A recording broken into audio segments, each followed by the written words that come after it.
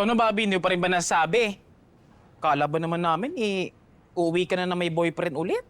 Sus, pinag-iisipan ko pa lang naman kung magtatapat ako kay Sir Tonyo. Hindi naman agad-agad yun, no? So, ibig sabihin, may chance ba si Jared? Wala na. Itong kulit din nito, pinipilit pa rin niya yung Team Jared.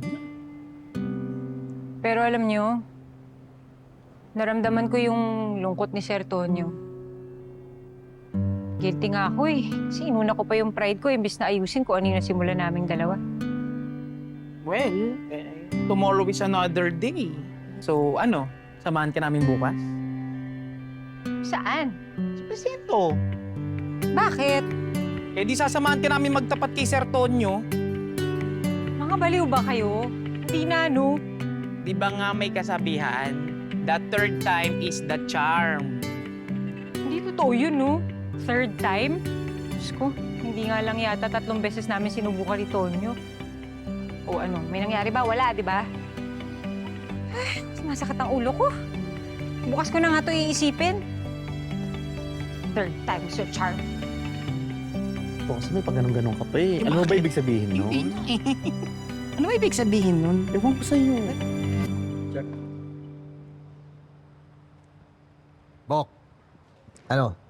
2 bottles? Sige. Ito kinaya mo, nasan si Garcia?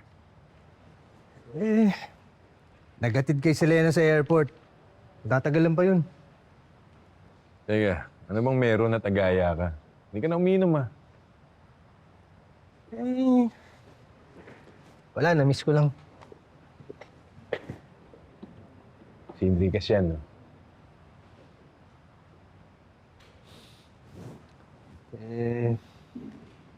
Nag-uusap kasi kami kanina. Sabagay, tama talaga kayo ni Garcia eh. Dapat mag-move on na talaga ako. Masaya ka ba sa desisyon mo? Siyempre hindi. Mahal ko yung tao eh. Mas importante sa akin na mas maging masaya siya. Saka wala na akong magagawa eh. Boyfriend niya na si Jared eh. Alam mo, tama naman yung ginawa mo eh. Kasi ako, naniniwala ako ng para kayo sa isa't isa. Kahit anong iskinita pa yung daanan nyo, magkikita at magkikita kayo sa dulo.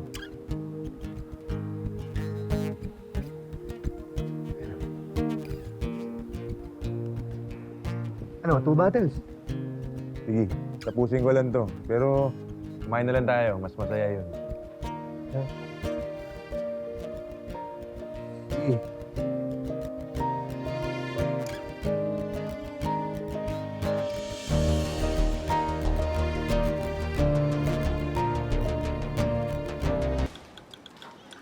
Uy, Peach! Sir Eric, magandang gabi po. Nakita niyo po ba si Selena? Buong araw kasing hindi umuwi dun sa boarding house eh. Hindi namin makontak ni Apple. Di ba nagpaalam sa inyo? Po, nagpaalam. Saan po? Pumunta muna siya doon sa probinsya kasama yung mga pinsan niya. Mga ilang linggo siya doon. Kakatin ko lang sa kanya sa airport.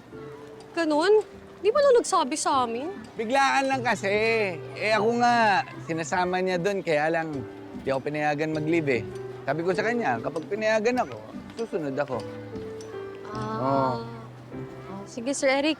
Salamat sige. ha. Malamang di mo lang makontak dahil walang signal last aeroplane. Kaya mo sasabihin ko rin sa kanya kapag nakausap. Sige, Sir Eric. Sige, sige. Salamat ha.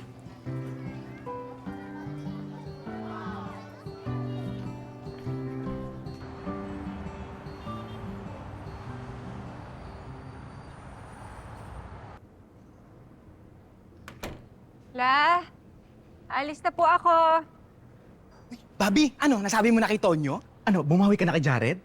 Pwede ba? Tigilan niyo na nga ako. Lalo ka na, ha? Saktan ko na si Jared. Tama na yun. That hurts. Pero Bobby, ibig sabihin, si Tonyo na talaga. Kailan mo balak sabihin sa kanya?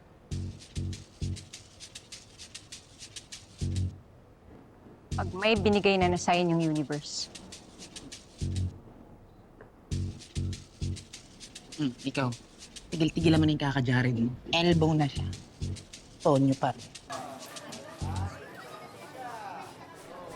Universe.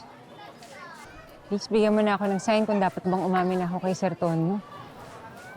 Kahit isa lang.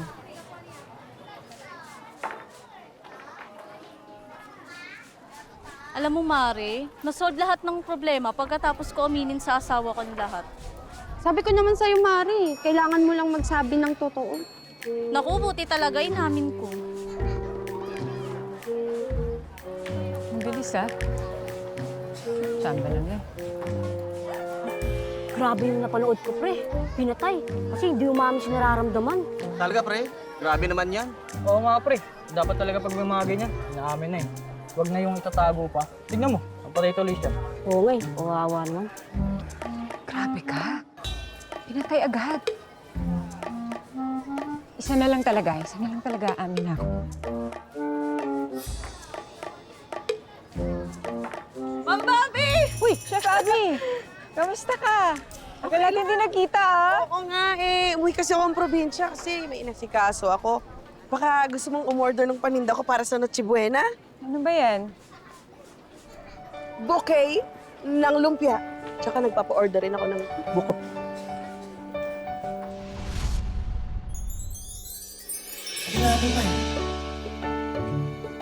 Wait lang, bukupay!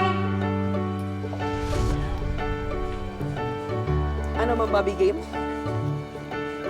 Sige, sige. Padala na lang sa bahay, ah. Ayos! Thank you! You. See you! Sige, ah. Ingat, ah. Oo na. Sige na. Aamin na. Ito.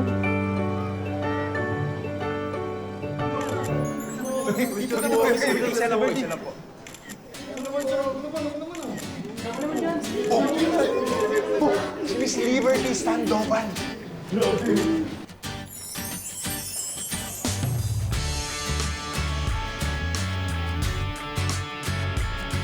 Anto? Ibay. Sir Tonyo? Wala na kami ni Jared. May gusto sana akong sabihin sa'yo. Pero... Ito!